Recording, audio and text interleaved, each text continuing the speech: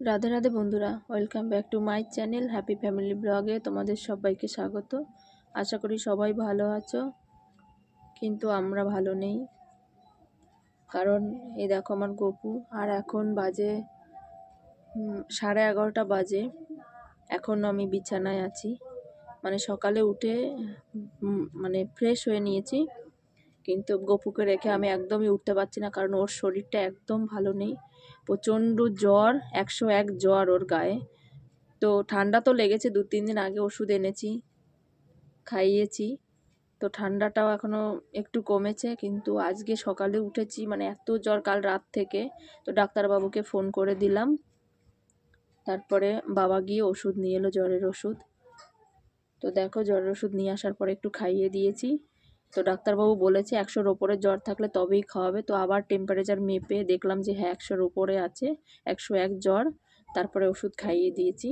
এখন এই দেখো গপু ঘুমোচ্ছে, আমি ওকে নিয়ে বসে আছি। আর এরকম হলে বলো, শরীর যদি ওর খারাপ থাকে তাহলে কি আমার কিছু ভালো লাগে বলো?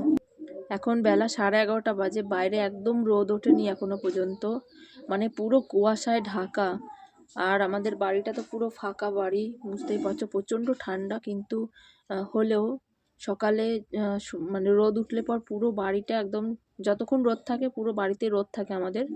কিন্তু দুদিন ধরে একদমই এত মেঘলা, যেই কারণে আমি ভিডিও দিতে পারছি না, দুদিন ধরে আমি ভিডিও ছাড়ছি না। কারণ আর আজকে তো গপুর এত শরীর খারাপ, আমি কি করে মানে কি করব বুঝতেই পারছেন। সকাল থেকে এখনো পর্যন্ত শুধু একটু চা খেয়েছি, কিচ্ছু খাইনি, ভালোই লাগছে না কিছু খেতে। কারণ সন্তান ভালো না থাকলে কারোরই ভালো না, কোনো বাবা মাই ভালো থাকতে পারে না। আর দেখো একদম বেভোর হয়ে ঘুমোচ্ছে, আর মানে যতক্ষণ এই বুকের সঙ্গে রাখছি ততক্ষণ পর্যন্ত ঘুমোচ্ছে, যেই শুইয়ে দিচ্ছে আবার উঠে যাচ্ছে আর শুধু কান্না করছে। শরীরটা ভালো নেই তো, আর কিচ্ছু খেতে চাইছে না।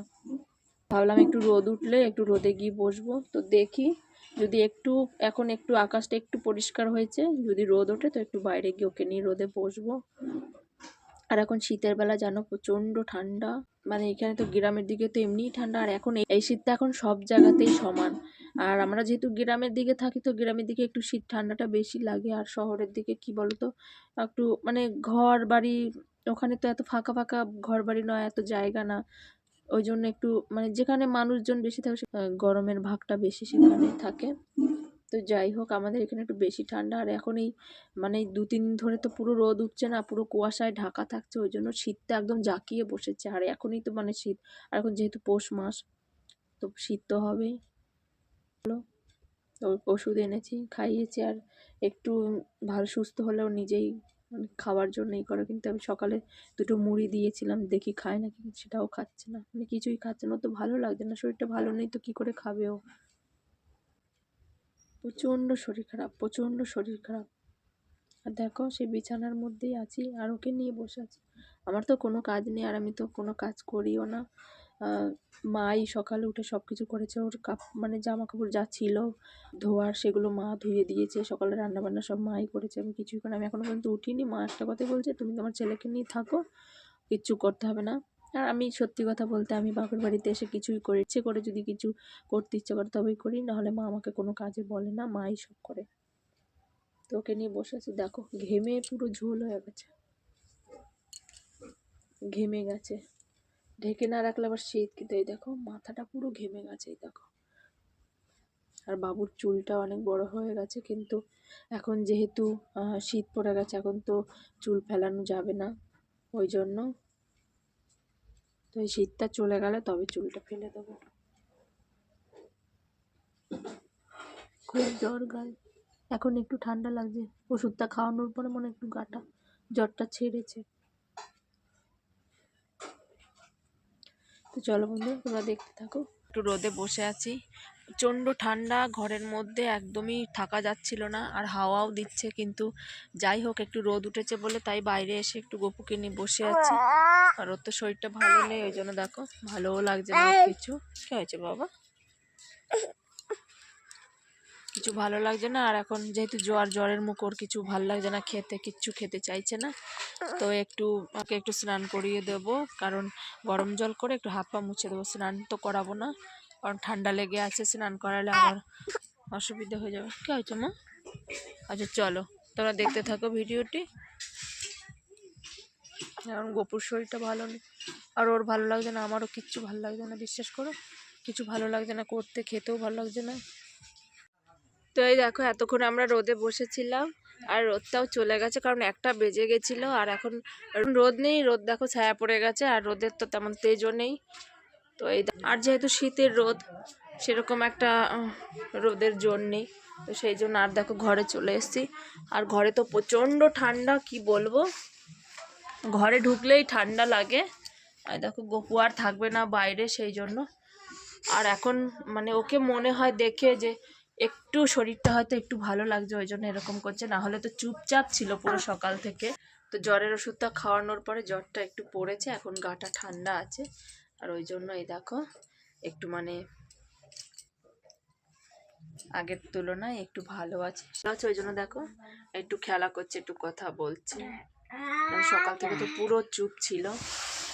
জল করে একটু হাত পা ধুইয়ে দেবো। তো চলো বন্ধুরা, আর আমিও স্নানটা করে নিই, তারপরে আসছে, তোমরা দেখতে থাকো। তো এই দেখো বন্ধুরা, আমার স্নান হয়ে গেছে, আর আমার গপুকেও স্নান করিয়ে দিয়েছি। ও এখন শুয়ে আছে, মানে ঘুমিয়ে গেছে। আর আমি একটু খাওয়া দাওয়া করে নিয়েছি। আর দেখো প্রচণ্ড শীত, আর বেলাও পড়ে গেছে, মানে কখন সকাল হচ্ছে আর কখন সন্ধে হচ্ছে না বোঝাই যায় না। মানে ঘরের মধ্যে থাকলে মনে হয় সারাদিনই অন্ধকার, সারাদিনই মনে হয় রাত, আর রাত তো রাতই, মানে দিনটাকেও রাত মনে হয়। তো যাই হোক, আর সবাইকে একটা কথাই বলবো, যাদের ঘরে ছোট বাচ্চা আছে তোমরা সবাই বাচ্চাকে খুব সাবধানে রাখবে, কারণ এই সময়টা এখন খুব খারাপ, মানে এই ওয়েদারটা একদমই বাজে, ভালো নয়। বড়োদেরই ঠান্ডা লাগছে, শরীর খারাপ হচ্ছে, জ্বর এটা সেটা লেগেই আছে। আর যেহেতু আমাদের কিছু হলে আমরা বলতে পারি, তো আমাদেরই খারাপ লাগে, মানে কতটা কষ্ট হয় সর্দি হলে, জ্বর হলে, নিঃশ্বাস নিতে কত কষ্ট হয়। আর ও তো ছোটো বাচ্চা, মানে একটা দুধের শিশু, ওর তো অনেক খারাপ লাগছে, কিন্তু সেটা তো আমাদেরকে বোঝাতে পারছে না, না। তো যাই হোক, সাবধানে রাখবে বাচ্চাকে। আর যেহেতু আমার গপু ঘুমিয়ে আছে, সেই জন্য আমি একটু বাইরে দিয়ে হাঁটাহাঁটি করছি, কারণ ভালো লাগছে না সবসময় ঘরের মধ্যে থাকতে। কার ভালো লাগে বলো, সারাক্ষণ ঘরের মধ্যে।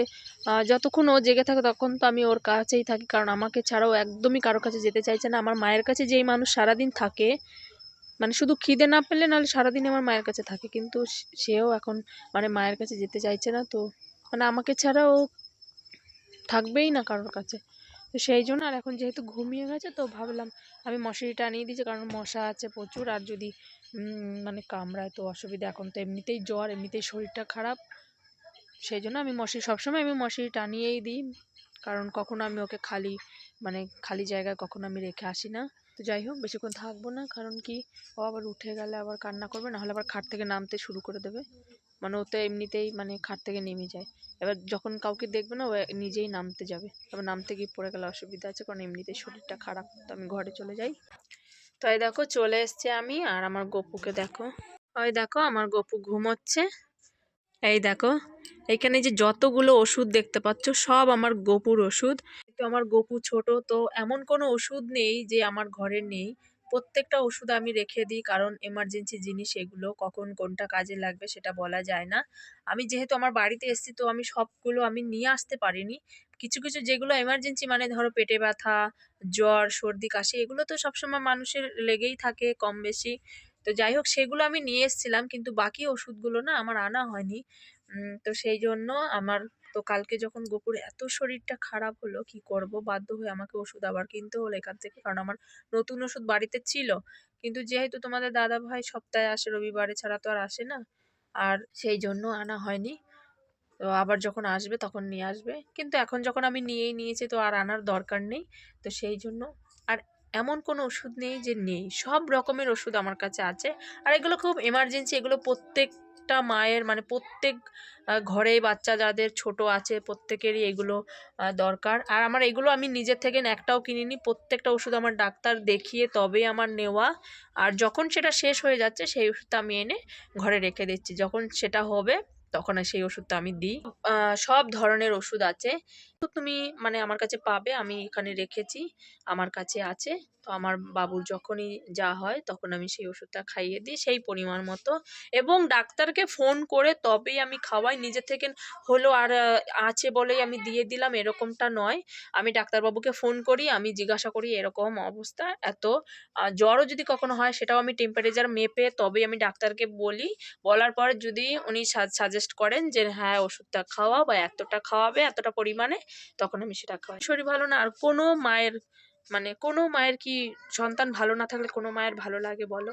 মানে আমার খাওয়া, আমি সকাল থেকে এখনো পর্যন্ত কিছু খাইনি, সেই এই যে একমাত্র সেই সকালে একটু চা বিস্কুট খেয়েছি, আর এই এখন দুপুরে আমি দুটো ভাত খেলাম, তাও তাড়াহুড়ো করে, মানে ভালোভাবে আমি খেতেও পারিনি। যাই হোক, দরকারও নেই আমার খাবার, কোনো রকম বেঁচে থাকলেই হবে। আমার ছেলে আগে, আমার আমার ওকে সুস্থ করাটা আগে দরকার, তারপরে নিজের যত্ন অবশ্যই হবে। যাই হোক বন্ধুরা, তো ভিডিওটা আমি আর বড় করব না, এখানেই শেষ করবো। আর দেখতে পাচ্ছ আমারও প্রচুর ঠান্ডা লেগে আছে, 2 সপ্তাহ ধরে আমিও খুব ঠান্ডায় ভুগছি। আর যেহেতু আমার ওয়েদার চেঞ্জ হয়েছে, এক জায়গা থেকে এক জায়গায় এসছি, তো সেই জন্য আমার শরীরটাও একদম খারাপ হয়ে গেছে। আর আমার জন্য আমার গপুর আরও বেশি ঠান্ডা লেগে গেছে। এখানে এসে আমি কিচ্ছু করি না, তা সত্ত্বেও মানে ঠান্ডাটা বসে গেছে কেন জানি না। যাই হোক বন্ধুরা, তো শরীর আছে, শরীর খারাপ হতেই পারে, কিন্তু মেনে তো চলতেই হবে। যতই সাবধানে থাকি আরও সাবধানে থাকার চেষ্টা করব। তো চলো বন্ধুরা, ভিডিওটি অবশ্যই তোমরা শেষ পর্যন্ত দেখবে। ভিডিওটি ভালো লাগলে লাইক কমেন্ট শেয়ার করে দিও, আর চ্যানেলটিকে সাবস্ক্রাইব করে তোমরা সবাই আমার পাশে থেকো। তো চলো বন্ধুরা, রাখছি, টাটা।